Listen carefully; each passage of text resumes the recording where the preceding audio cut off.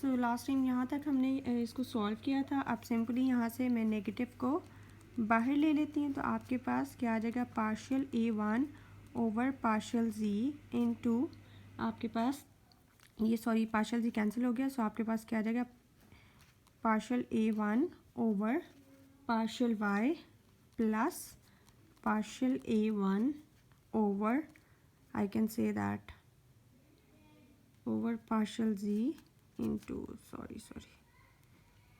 like this, ठीक है। ये वाली टर्म हमारे पास यहाँ पर आ गई और ये वाली टर्म जो है ये हमारे पास यहाँ पर आ गई, और ये क्या आ जाएगा, एन डॉट के हमारे पास DS, ये कॉमन आउट आ गया। इसको मैं कह देती हूँ ये मेरे पास क्या है, इक्वेशन 2 जो है ये यहाँ पे आ गई, ठीक है। अब क्या मतलब है कि नाउ ऑन S, ठीक है, S सरफेस की मैं बात कर रही हूँ कि A1 किस तरह का है, बेसिकली XY Z जो है उसका फंक्शन है, या मैं इसको लिख सकती हूँ दैट A1 किसका फंक्शन है, XY, और Z बेसिकली किसका है, F ऑफ XY का फंक्शन है, या इसको कलेक्टिवली मैं F ऑफ XY की फॉर्म में भी इसको लिख सकती हूँ। So this is the equation 3। ये मैंने जर्नल अप्रोच ले ली, ठीक है। So hence from this I can say that partial A1 over partial Y plus partial A1 over partial Z into partial Z over partial Y, that is basically equals to partial F over partial Y। कि अगर मैं इसका जो है partial derivative with respect to y लूँ तो मेरे पास क्या आ जाएगा, यहाँ पे partial A1 over partial y, ठीक है, प्लस क्या आ जाएगा मेरे पास, partial A1 over partial Z into partial Z over partial y, plus क्या आ जाएगा, और ये रिज़ल्ट जो है ये एज अ होल टर्म जो है किसके इक्वल है, partial f over partial y। कि अगर मैं f का विद रिस्पेक्ट टू y लूँ पार्शियल डेरिवेटिव तो वो मेरे पास इस रिज़ल्ट के इक्वल आएगा, ठीक है। अब इस पूरी टर्म को मैं इक्वेशन, ये जो मेरे पास इक्वेशन 2 थी इसके अंदर पुट कर देती हूँ, ठीक है। अब ये पूरी जो टर्म है, इस पूरी टर्म की जगह मेरे पास क्या आ जाएगा, partial f over partial y। तो मेरे पास क्या रिज़ल्ट आ गया, del cross A1i into NDS, ठीक है, ये होल रिज़ल्ट था। This result is equals to minus partial f over partial y n dot k DS, ठीक है, ये रिज़ल्ट आ गया।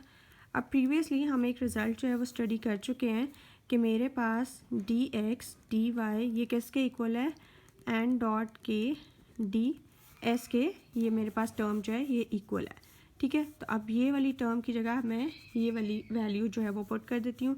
सो this result is equals to minus partial f over partial y into dx dy।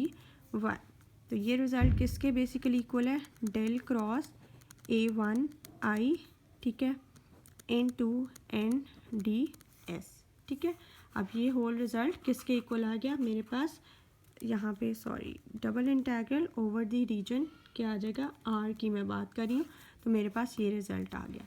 क्योंकि हमने यहाँ पे बात की कि मेरे पास ये जो एस सरफेस है इसका प्रोजेक्शन जो है वो मेरे पास क्या है, R, तो आपके पास ये रिज़ल्ट आ जाएगा। क्योंकि यहाँ पे मैंने बात की कि मेरे पास जो है ये जो एफ हमारे पास कह लो कि कोई सा भी किसी भी सरफेस एस के ऊपर है तो उसको मैं इस फॉर्म में भी लिख सकती हूँ, और ये बेसिकली मेरे पास क्या है, एफ़ जो है वो किस रीजन पे है, ऑन दी रीजन आर, ठीक है।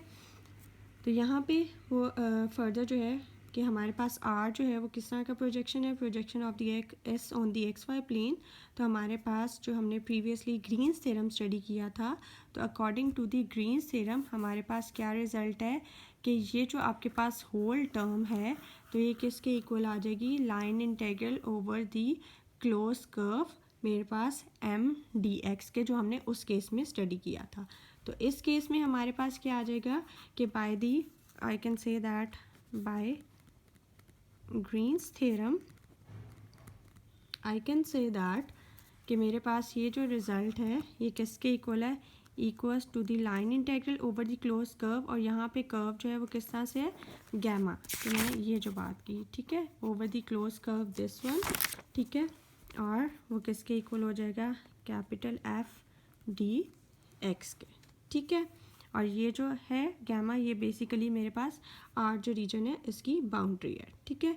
अब क्या है, फ्रॉम द इक्वेशन 3, कि ये जो मेरे पास इक्वेशन 3 था, ठीक है, since at each point x y of t I can say that the value of f is same as the value of a1 at each point of x y z of c, कि मतलब मेरे पास ये जो f की value है on x Y ये same है मेरे पास, ये जो f की वैल्यू किस रीजन पे ले रही हूँ, ओवर द रीजन r, तो इसकी जो वैल्यू है इस फंक्शन की वो सेम है जो कि मैं जो है सरफेस s के ऊपर इस फंक्शन की वैल्यू ले रही हूँ, ठीक है। आगे क्या है, एंड सिंस, तो मेरे पास इन दोनों केसेस में जो मेरे पास डी एक्स है वो भी क्या है, दोनों कर्व्स के लिए मेरे पास सेम हो जाएगी। तो दैट मीन्स कि मैं इसको किस तरह से लिख सकती हूँ, so that result is equals to line integral over the curve C a1 dx, कि हमारे पास ये जो लाइन इंटीग्रल है यहाँ पे किसी भी पॉइंट f पे f ऑफ x y पे वो सेम है। अगर मैं किसी एक point a1 of X Y Z यहाँ पे लूँ तो इन दोनों का रिज़ल्ट जो है वो मेरे पास क्या है, सेम आएगा, ठीक है। तो दैट मीन्स कि मैं इसको इस फॉर्म में लिख सकती हूँ, ठीक है। या जिसे और आप इस फॉर्म में लिख सकते हो, that surface integral over S del cross a1i into n ds, this result is equals to line integral over the closed curve a1 dx, ठीक है। कि इस फॉर्म को मैं इस तरह से भी जर्नली जो है वो राइट अप कर सकती हूँ। सो सिमिलरली अब मेरे पास एक साइड प्रूफ हो गई है, इसी के थ्रू मेरे पास यहाँ पे क्या आ जाएगा a2, यहाँ पे भी a2, और देन मेरे पास a3 और यहाँ पे भी क्या आ जाएगा a3, ठीक है।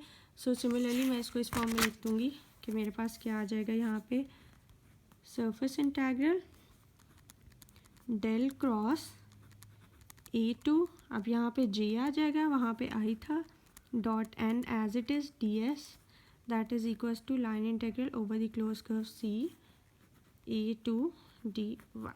इसी तरह मेरे पास नेक्स्ट क्या आ जाएगा, del cross a3k dot n ds, that is equals to a3 dz।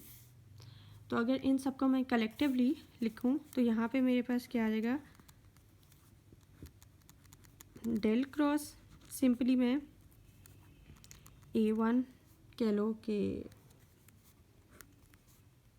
i plus a2j plus a3k, ठीक है, dot n ds, that result is equals to over the close curve a1 dx plus a2 dy plus a3 dz, कि अगर मैं इन तमाम equations को add कर दूं तो मेरे पास ये रिज़ल्ट आएगा। अब यहाँ पे देखें, वेरी स्टार्ट हमने जब इसको स्टार्ट किया तो ये क्या लिखा है कि del cross a1i plus a2j plus a3k dot n ds, ये किसके इक्वल है, इस टर्म के। तो हमने एट द एंड यही चीज़ प्रूव की कि ये रिज़ल्ट जो है ये मेरे पास किसके इक्वल है, इस चीज़ के इक्वल है। या इसको मैं इस तरह से भी लिख सकती हूँ, that del cross a dot n ds, that is equals to this one a d, I can say that, ठीक है। तो ये मेरे पास जर्नल कह लो कि ये मेरे पास स्टोक्स थ्योरम जो है वो आपके पास सिंपली जो है वो आपके, सॉरी दिस इज़ r, ठीक है, क्योंकि dx dy है। तो ये मेरे पास क्या आ जाएगा, जर्नल स्टोक्स थ्योरम आ गया, ठीक है। इसको हमने सिंपली इस तरह से प्रूव कर लिया।